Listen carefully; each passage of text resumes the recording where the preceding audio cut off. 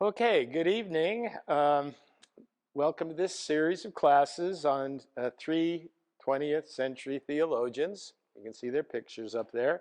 Dietrich Bonhoeffer, Paul Tillich, Protestant theologians, and on the right, John Dominic Crosant, Catholic theologian, all of whom I think I can rightfully say have influenced what we call progressive Christian thought. Very powerful thinkers who have influenced progressive Christianity. So tonight we're going to start with Dietrich Bonhoeffer.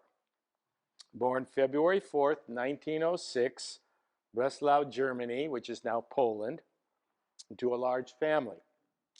His father, Karl Bonhoeffer, was a psychiatrist and neurologist, noted for his criticism of Freud's doctrines. His mother, Paula Bonhoeffer, was a teacher.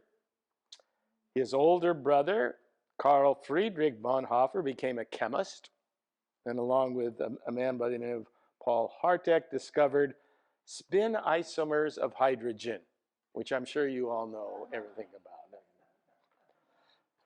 His other brother, Walter, was killed in action, World War I, and another brother, Klaus, was a lawyer. He also had a twin sister, Sabina. Yeah, they were twins. And she was later became Sabina Bonhoeffer Leibholz. And we'll see how that fits in later. Well, he came from a wealthy family, and the values that they had enabled him to receive a very high level of education. He obtained what would be called the equivalent of a master's degree at the Protestant Faculty of Theology at the University of Tübingen, which is a very famous German university for training theologians. It has a long history of theological training. At the age of 21, he went on to complete his Doctor of Theology degree from Humboldt University in Berlin, graduating summa cum laude. So you can see he came from a family that was wealthy, also had, his father was a psychiatrist, the education was important, culture was important, very well-off family. It's important to remember that given how his life is going to unfold. He was too young to be ordained at the age of 24, so he came to the United States in 1930 for postgraduate study at Union Theological Seminary, one of the largest, most important, most significant seminaries in the United States. This tells you something about European education. Although he found the seminary's theological education lacked intellectual rigor, tells you something about European approach. He underwent life-changing experiences here and made a number of significant friendships. He studied under another famous theologian, Reinhold Niebuhr, who was the author of a book entitled Moral Man, Immoral Society. From that title, what can you conclude? Moral Man, Immoral Society. People are born good. Okay. Why do they become immoral? Social influence. This isn't something new, and in fact, it goes back to Rousseau. Rousseau said, what ruins man is civilization. Okay. Primarily because it creates a competitive nature where we start not thinking of ourselves as one, but how we can be better than someone else. In any case, he studied under Niebuhr, and he also met a man by the name of Frank Fisher, who was a black fellow seminarian who introduced him to the Abyssinian Baptist Church in Harlem, where he taught Sunday school and formed a lifelong love for African American spirituals. And he took a collection of them back to Germany with him. He also heard Adam Clayton Powell Sr. preach the gospel of social justice, or what was known as the social gospel, which would greatly influence people like Martin Luther King. This was an approach to the gospel that it wasn't just believing in an image, you actually had to live it to some degree. And you had to take social action. So he was very much influenced. And this is where he became sensitive to what he felt were the social injustices experienced by the ethnic minorities in the United States, as well as the ineptitude of churches to bring about integration. Remember what year this is. He began to see things from what he said from below, from the perspective of those who suffer oppression. This is what he observed at that time. Here one can truly speak and hear about sin and grace and the love of God. He's talking about the Abyssinian church. The black Christ is preached with rapturous passion and vision. Later he referred to his impressions abroad at the point at which he turned from phraseology to reality.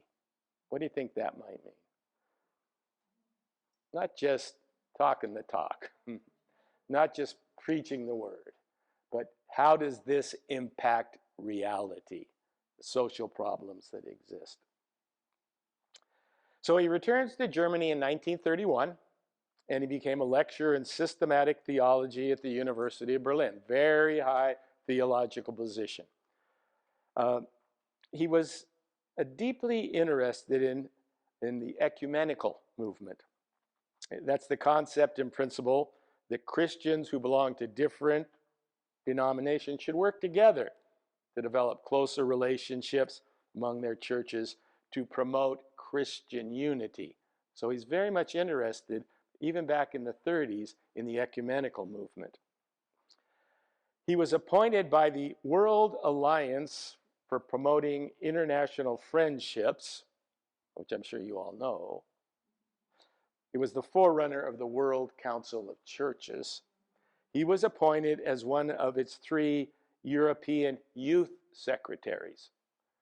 So he's very much interested in social justice at this time. He's beginning to get interested in the ecumenical movement. And it's about this time he seems to have undergone a type of personal conversion from being what he called a theologian, primarily attracted to the intellectual side of Christianity, which he was very good at, to being what he called a dedicated man of faith. Just knowing the ideas. And it might be fun, it might be interesting, and you might be good at it. But he began to realize that that's not what for him it meant to be a Christian. So he resolved to carry out the teaching of Christ as he found it revealed in the Gospels. On November 15th, 1931, at the age of 25, he was ordained in Berlin. But he had a promising academic career in front of him. He's teaching systematic theology at the top university. He's well known. And then his whole career is dramatically knocked off course on January 30th, 1933. Anyone know what happened on that date? Hitler was made Chancellor of Germany. From the beginning, he was a determined opponent of the regime, right from its first days. In fact, 2 days after Hitler was installed as Chancellor, Bonhoeffer delivered a radio address in which he attacked Hitler and warned Germany against slipping into an idolatrous cult of the Führer, the leader, who would no doubt turn out to be a seducer. In the middle of that radio broadcast, it was cut off. The government cut it off. He raised the first voice for church resistance to Hitler's persecution of Jews. declaring that the church must not simply bandage the victims under the wheel, but proclaim, "I am a spoke in the wheel itself." In November of 1932, this was 2 months before the Nazi takeover, there had been an election for church officials in the German Protestant historical established churches.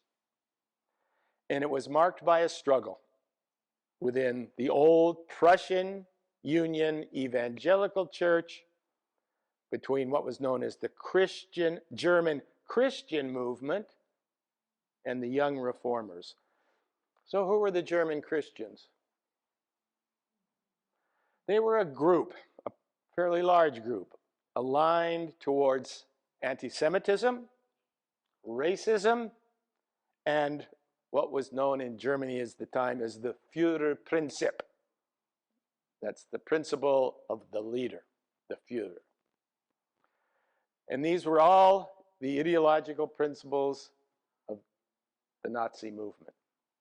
And the German Christian movement supported it fully. That's their banner. What do you notice? The cross and the swastika. And this struggle threatened to break the church apart, that there would be a schism. So in July of 1933, Hitler unconstitutionally imposed new church elections.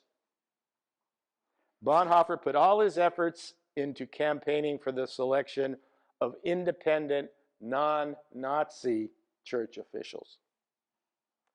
Despite his efforts, an overwhelming number of key church positions went to Nazi-supported German Christians, who won a majority in the General Synod of the old Prussian Union Evangelical Church.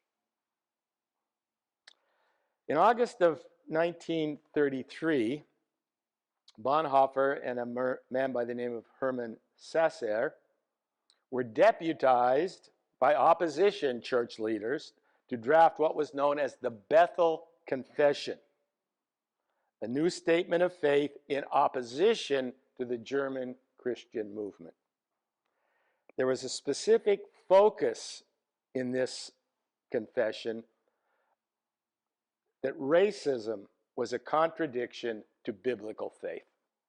That was one of the major segments of this document.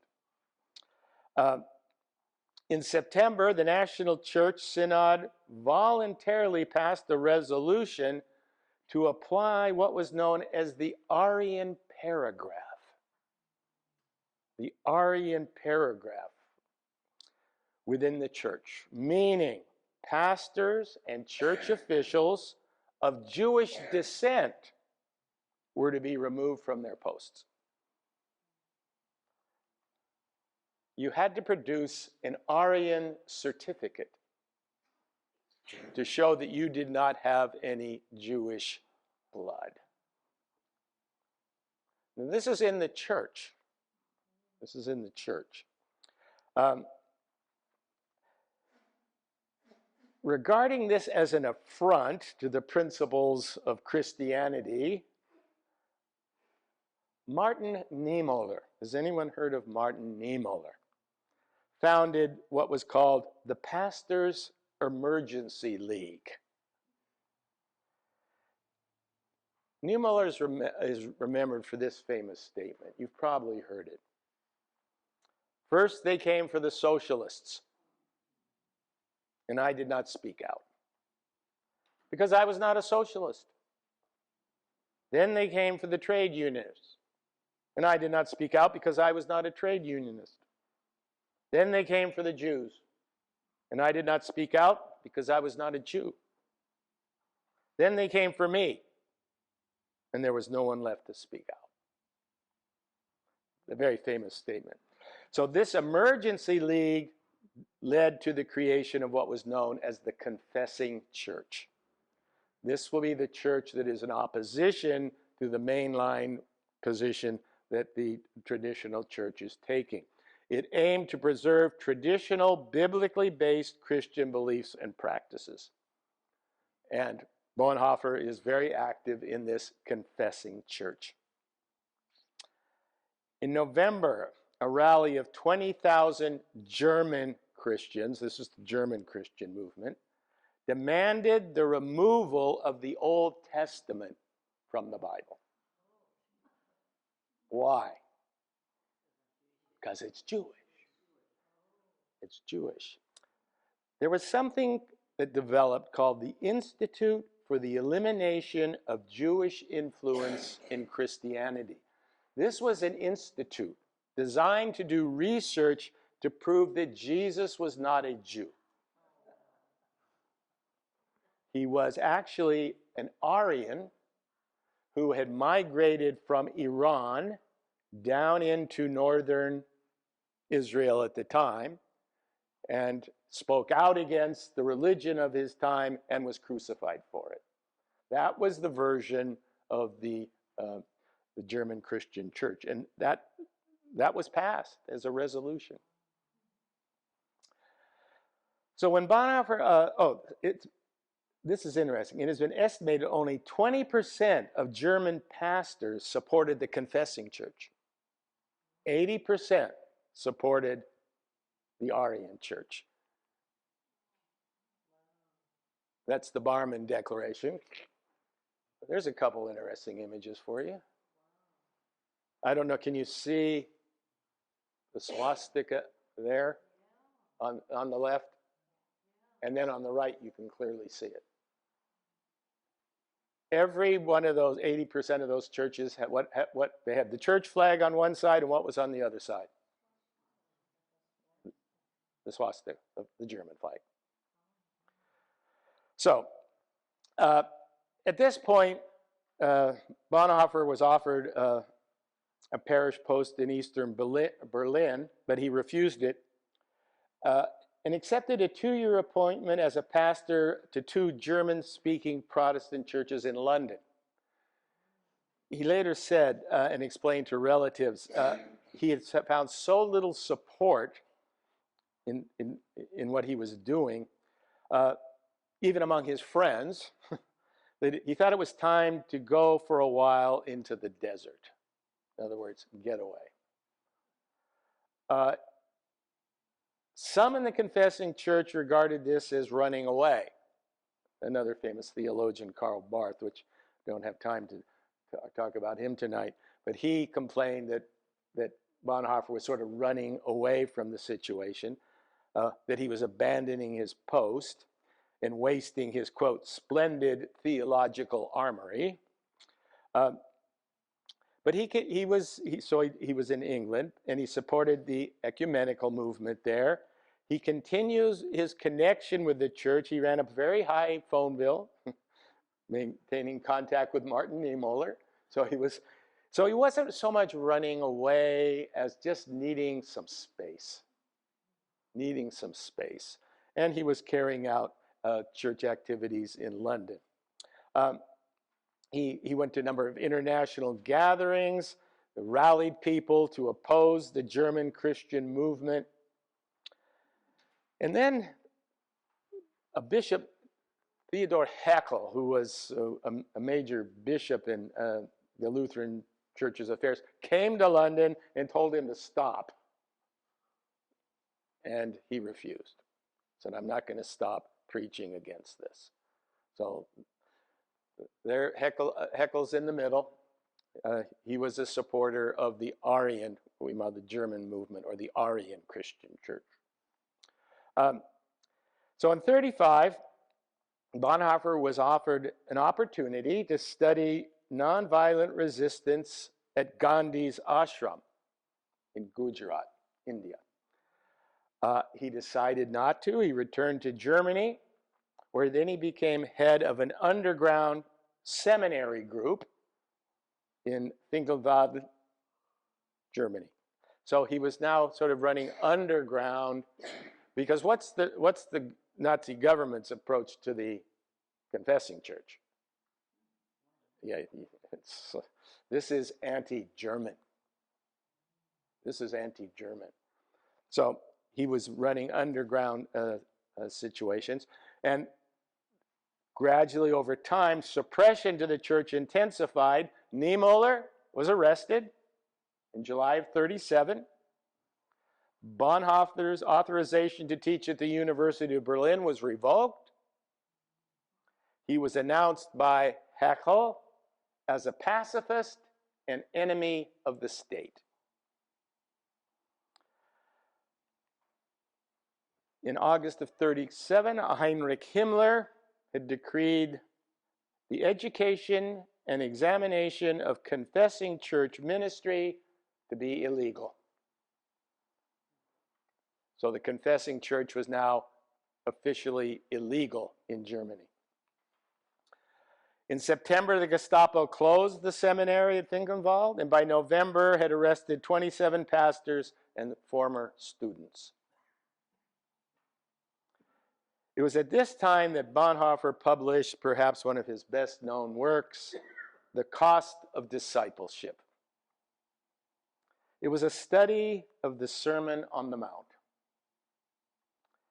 in which he not only attacked what he called cheap grace, which he thought was a cover for ethical laxity, but also preached costly grace. And I'll say more about this when we get into his theology. He spent the next 2 years secretly traveling from one East German village to another to conduct what was known as seminary on the run, supervising students, most of whom were working illegally in small parishes and quite dangerously. If they're caught, they're arrested, and they're not likely to be seen again. In 1938, the Gestapo banned Bonhoeffer from even being in Berlin. He could not be in Berlin. His sister Sabina and her husband left, went to Switzerland, and then eventually to England.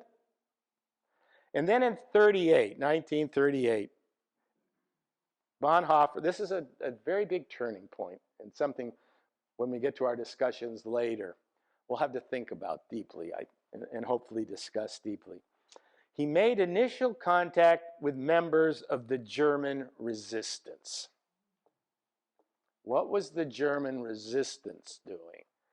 These were small movements who were doing what they could to undermine Nazi rule. Very dangerous, but they were resistance movements. What was their goal? To overthrow Hitler.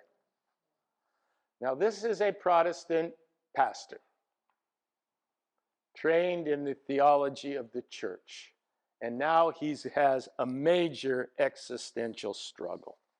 What's that struggle?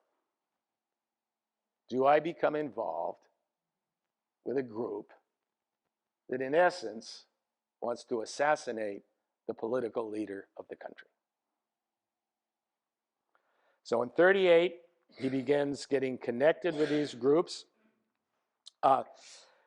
He also learned that war was imminent, and he was very much troubled by the prospect of being conscripted because he couldn't fight.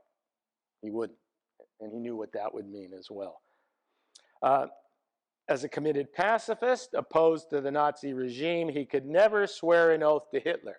And by this time, you were not swearing an oath to the German army. You were swearing an oath personally to Hitler. This was this Führerprinzip. He's the leader. He's the Messiah for some. That's how it got, actually, strangely enough, some people saw him as a type of Messiah figure, especially the German Christians. So at this juncture, he left for the United States again. This is 1939. What happens on September 1st, 1939? Hitler invades Poland. That's the beginning of the war. He had an invitation from the Union Theological Seminary. He went for a while. He was in great turmoil. He returned after 2 weeks. He said he could not stay despite pressure from his friends because they knew at least there he would be protected. He wrote this to Reinhold Niebuhr. I have come to the conclusion that I made a mistake in coming to America. I must live throughout this difficult period in our national history with the people of Germany. I will have no right to participate in the reconstruction of Christian life in Germany after the war if I do not share the trials of this time with my people. Christians in Germany will have to face the terrible alternative of either willing the defeat of their nation in order that Christian civilization may survive, or willing the victory of their nation and thereby destroying civilization. I know which of these alternatives I must choose, but I cannot make that choice from a position of security. That took courage. That took courage. So back in Germany, he learned about various groups openly opposing the regime. One was called the White Rose. This is it's interesting. It was a group of nonviolent, mainly students and one professor from the University of Munich. Two of the leading students, and these are actual pictures, were Hans and Sophie Scholl.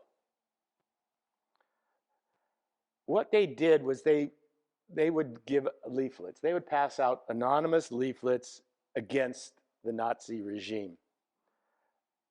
Activities started in 1942, ended with the arrest of the core group by the Gestapo in February of 1943. They faced show trials by a Nazi people's court. Many of them were sentenced to death or imprisonment. Hans and Sophie, brother and sister, were executed by guillotine 4 days after their arrest. They had a trial. Sophie interrupted the judge multiple times, but the defendants were not allowed to speak. There's a wonderful movie about this, if you're ever interested, about the White Rose. It's called Sophie Scholl, The Final Days. These were courageous young people. So there were these groups, but then in 1943, he also found out about the assassination plots against Hitler. He did this through his nephew, who was actively involved in the planning. So his nephew was a member of a group actively involved in the planning of the assassination of Hitler. There were several attempts, by the way, and they failed. The first three. The most famous one was a bomb, and that was one that Bonhoeffer will be involved in. It was taken by a World War I hero who had lost his leg. I forget his name now. There's a movie about him. Into the conference room where Hitler was at a big table, and he had a bomb with him, and he went in before coming into the meeting. The idea was he would come in, get the bomb, he would be called from headquarters to leave, would go back to Berlin, the bomb would go, and there would be a coup. Well, when he got into the bathroom area to fuse the bomb, he only got one part of it done, and then someone came in.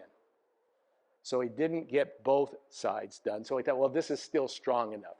He brought it in, put it down next to where Hitler was sitting, but it was right next to one of these great big wooden legs of one of these massive tables. So when the bomb went off, Hitler was injured but not killed. By the time this guy got back to Berlin, news had gotten out. These guys were all arrested, and they were hung on meat hooks. So anyway, when you're talking about getting involved in something like this, it was a crucial existential decision. Now, Bonhoeffer, what he was doing was he was a courier. He was just taking some of their information. He wasn't actually involved in the actual, but he was connected. This is what he said about in the face of Nazi atrocities. He concluded, "The ultimate question for a responsible man to ask is not how he is to extricate himself heroically from the affair, but how the coming generation shall continue to live. He did not justify his action, accepted that he was taking guilt upon himself. This will be an interesting connection with his theology, by the way. As he wrote, when a man takes guilt upon himself in responsibility, he imputes his guilt to himself and no one else. He answers for it. Before other men, he is justified by dire necessity. Before himself, he is acquitted by his conscience. But before God, he hopes only for grace. Imagine being put in that position. You've got to make that decision as a Christian pastor. In any case, he was also involved with helping German Jews escape to Switzerland, which was illegal. In the middle of all this, he gets married. January 13, 1943, he marries Maria von Weidmeier. 3 months later, he and his cohort, Doheny, are arrested and imprisoned. For a year and a half, he was kept at Tegel prison, awaiting trial. There he continued his work in religious outreach among his fellow prisoners and guards. Sympathetic guards helped smuggle out his letters, and we have them today. They're called Letters and Papers from Prison, and they're quite moving.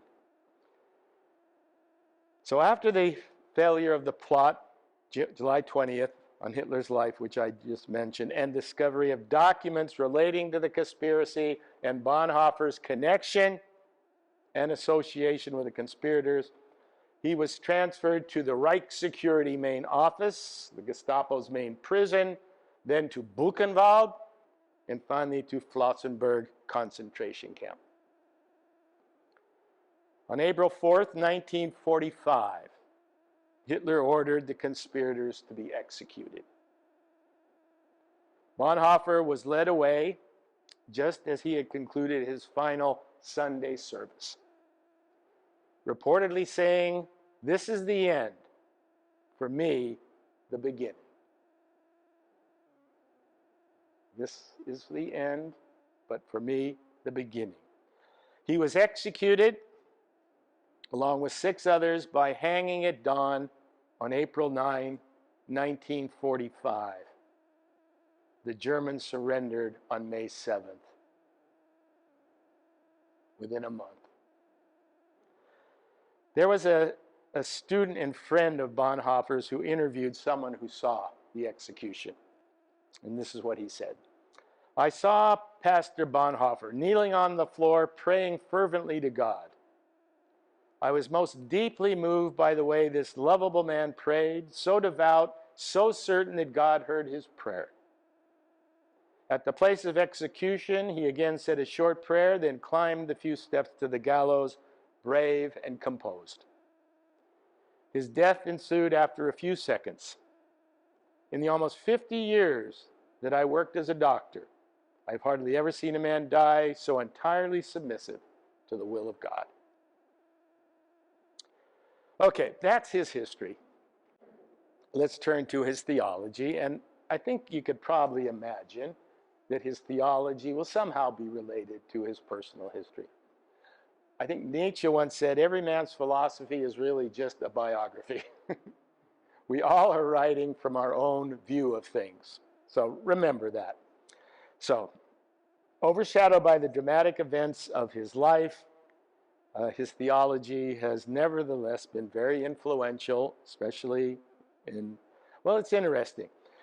His theology is fragmentary. Can you see why? I mean, he died young. I mean, he didn't really, he taught systematic theology, but he never really, he'd written a number of books, but he hadn't completely finalized it. So as a result, you can get different interpretations, some a little more conservative, and some a little more progressive. And I'm glad that Reverend Elbert is here to comment, because I'm sure he had some contact with Bonhoeffer's thought at seminary. So he spoke to both conservative and liberal elements. You can usually find something that fits from a work of a man like this. So central to Bonhoeffer's theology is Christ, in whom God and the world are reconciled. But Bonhoeffer's God is a suffering God. Can you see why? Whose manifestation is found in worldliness. Not worldliness like we think of gaining things, but in the world. Not in some abstract, transcendent realm. In the world. It's Christ in the world. He really focuses on what we call the incarnation.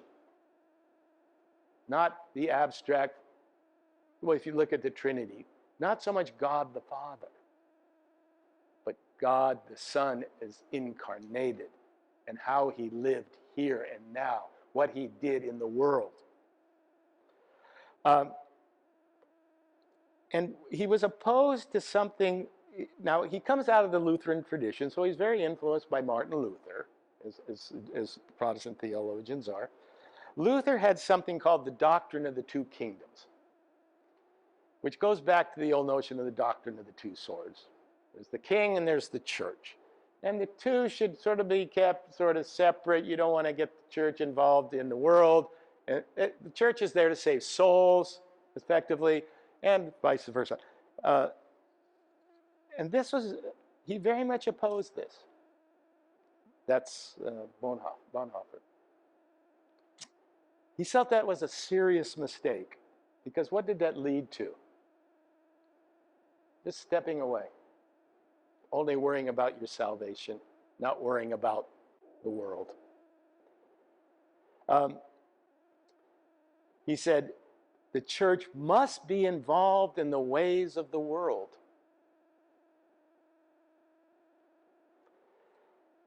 His position has sometimes been referred to, and this was also referred to Luther, the way of the cross. And these implications of this threatened a lot of people. This view, God allows himself to be, quote, pushed out of the world and onto the cross. That's Bonhoeffer's word. In subjection to death and nothingness.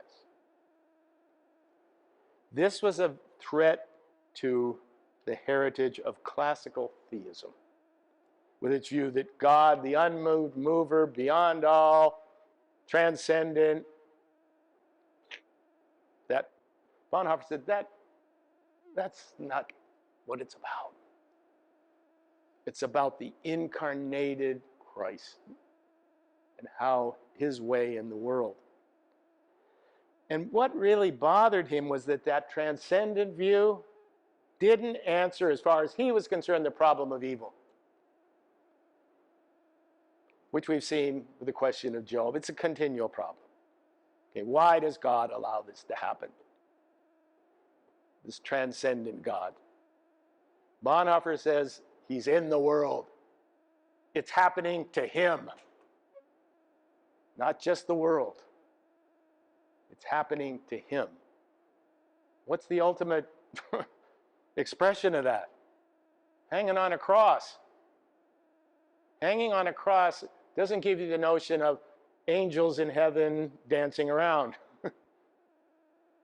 So this is what he focuses on, this incarnated aspect. And this bothered a lot of people. This bothered a lot of people because it was going against the idea of mainly God the Father probably as being predominant in the Trinity. Any questions at this point? It's not, I mean, this is kind of intricate stuff. It's not that he didn't believe in God. It's just what that meant to him. To him, God wasn't some abstract idea up in the... It was directly involved in the suffering of the world. Yeah. So, According to Bonhoeffer, the only God who can help us, and this is a paradox, is the one who comes to us in weakness and suffering. Humans expect God to save the day, to enter the story at precisely the right moment and save it all. The position Bonhoeffer set forth from his readings was that Christ comes to rescue, not in power and glory, but in weakness. What he's doing is flipping our notions of what is strong and what is weak. What's strong for us in the world? Power. If you got power, fame, that's strength. He's flipping it. Christ isn't about power. Who's about power in Christ's world?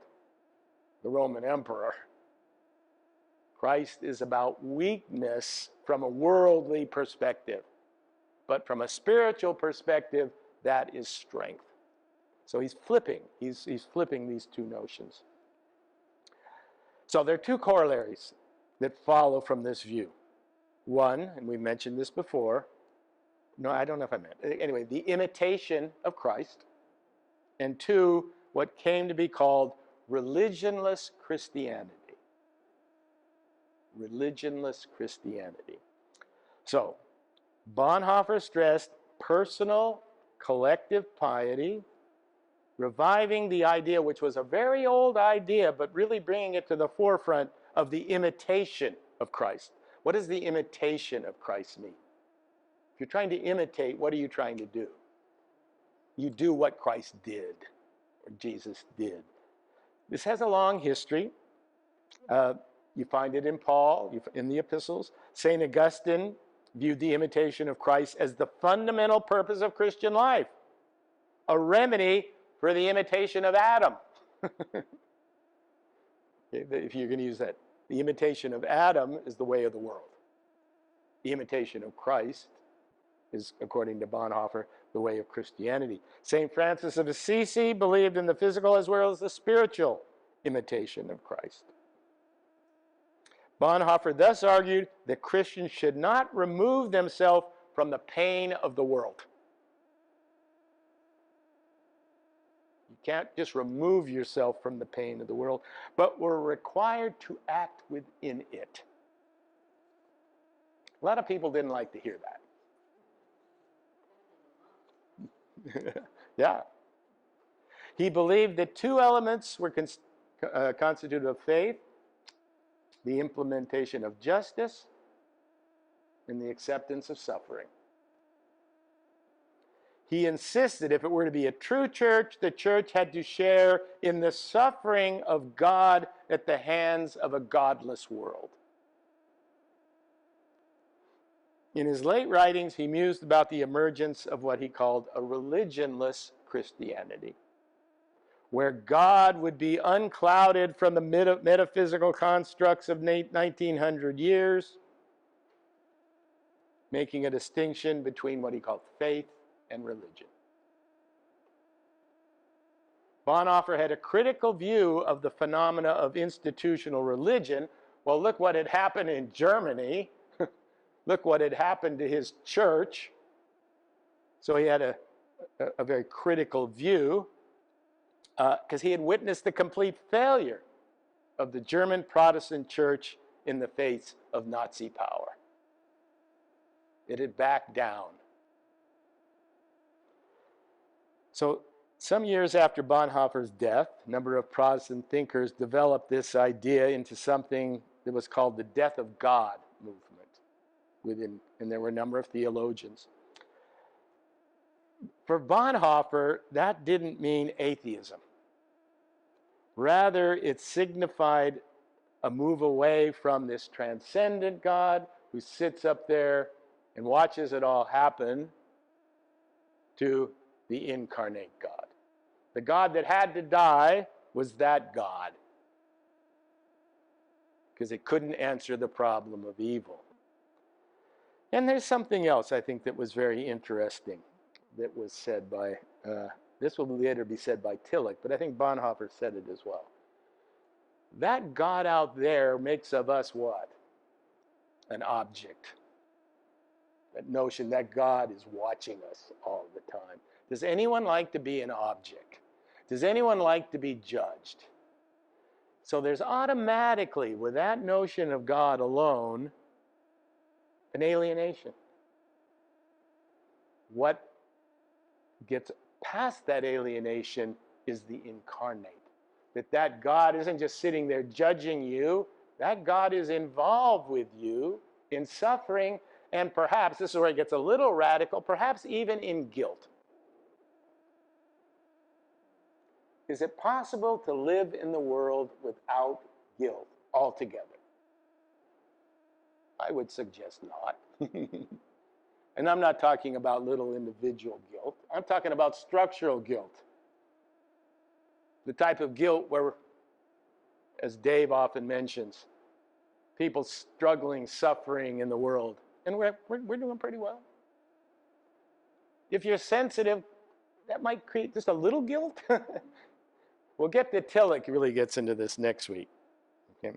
But in any case, and then he also, just to finish up, he really, and this started right back from his early days in New York, what he called the view from below.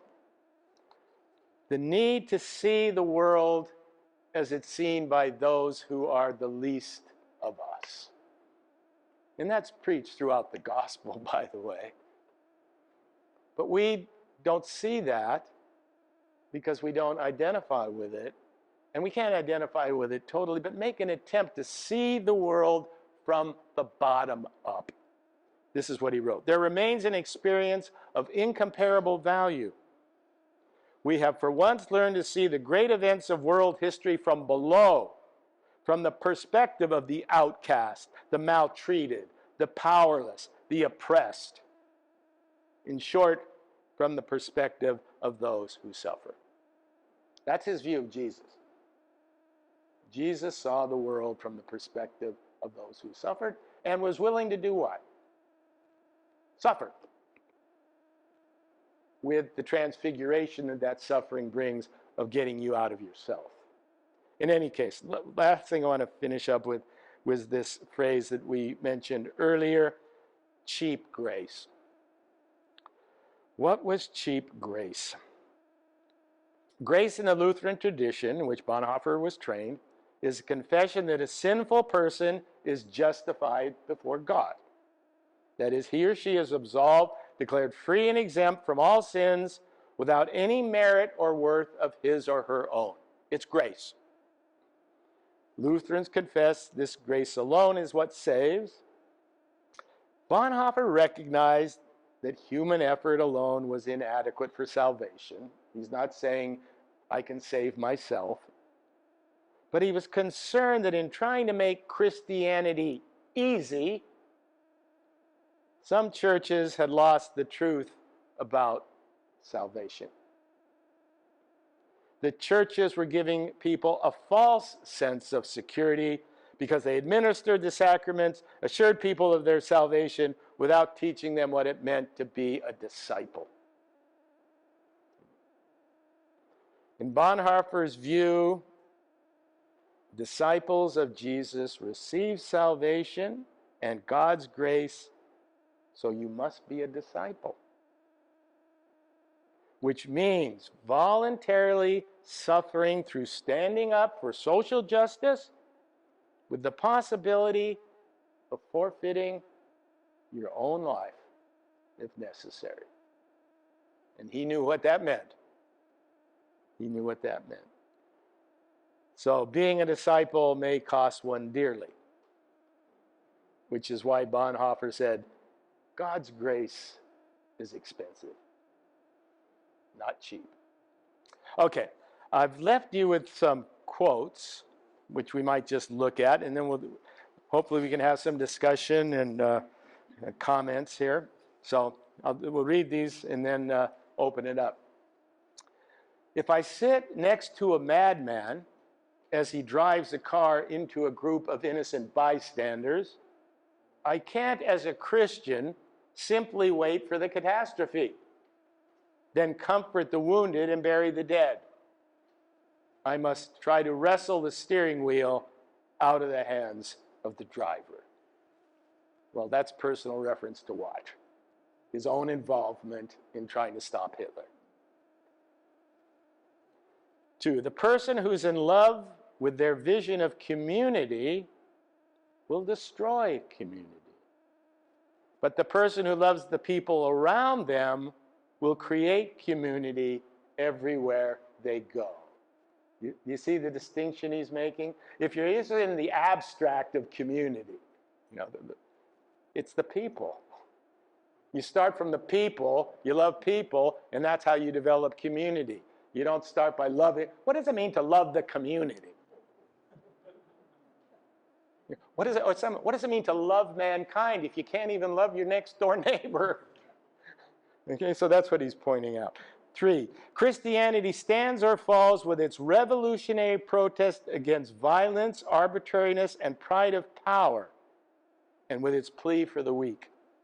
Christians are doing too little to make these points clear rather than too much. Christendom adjusts itself far too easily to the worship of power. Christians should give more offense, shock the world far more than they are doing now. Christians should take a stronger stand in favor of the weak, rather than considering first the possible right of the strong. You can see why he's controversial. He's controversial. And then finally, there's nothing that can replace the absence of someone dear to us. And one should not even attempt to do so.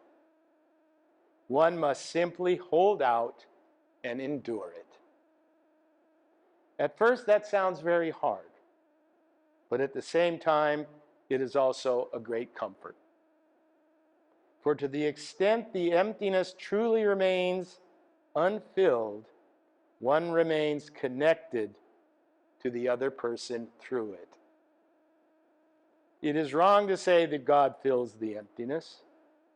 God in no way fills it, but much more leaves it precisely unfilled, and thus helps us preserve, even in pain, the authentic relationship. All right, thoughts, comments. And by the way, I'm not here to defend anyone I present. I always try and present the best argument for the position I'm giving. Otherwise, it's called, you know what a straw man is? A straw man argument. You set someone up, and then you knock them down easily. Okay, so thoughts, comments? I have a couple of questions. Yeah, sure. What's systematic theology? Is that just sort of traditional? Yeah, traditional, complete. Yeah, it's the discipline of developing a theology that is versus. It's the discipline of developing a comprehensive theology that is consistent throughout. Yeah. A lot of times with faith and faith statements is that people may believe, God may act this way at this time, and then kind of pick and choose what you want to believe. And the discipline of systematic theology is the process of looking at the whole picture and seeing it consistent. Yeah. So it's a system. It gives us a framework. Yeah. It is. Behavior and society, our values. Yes, I mean, theology is primarily the study of, theology, study of God. So who is God and how does God present in the world and the lives that we have? So primarily it's about understanding how God acts in the world. But part of theology has understanding of, who are we as people? How do we relate with each other? That is what God deems, or that's reflective of our understanding of God. And so, yeah, the whole concept of systematic theology is it's the umbrella. It's the umbrella of various theologies. It's how do we make sense of our understanding of God, our understanding of Christ, our understanding of anthropology, humanity, our understanding of salvation, our understanding of eschatology, end times. All of that falls under systematic theology. Yeah, and Nathan. I frankly never can understand why the Jews are such a big threat to people. What is it? Well, there are various theologically, or at least religiously, one of the big arguments was that they killed Jesus. So therefore, they killed God. That. Didn't care about that, I wouldn't think. The history of anti-Semitism goes all the way back a long time. And then there were also just economic, in Europe it became economic, but that was because the Jews became the bankers and the money people, but that was because they weren't allowed to own any land. So they were set aside as a group. Some people said because they thought they were the chosen people, they were special. That's another argument that was used. It's by and large, I think, just the ability of powerful groups to find a scapegoat. That's what it is. Yeah. And they were very open to that. Yeah. Somebody. Is there an understanding of why, other than fear, which is obvious, why 80% of the clergy would support this regime? I mean, does it go back to anti-Semitism in that part of the world? It was anti-Semitism, plus Hitler was doing great things. He was making Germany great. I mean, if you look what Germany was like after the war. Right. You have to understand, Hitler came into power after World War I. Yeah. And so Germany was in a dire state, in the Depression, because of World War I. And so the message that Hitler brought was a sense of, again, pride, national pride. And so it's a draw there. You can call it temptation, right? That he delivered a message that was very tempting to the public and even the clergy. Just because you wear a clerical collar doesn't make you immune to temptation and worldly thought. So. A lot of it has to do with, theologies that are based upon cause and effect and looking at, the results. They see this person come into power and there's good results, though very temporal, good results, and they just kind of bought into that.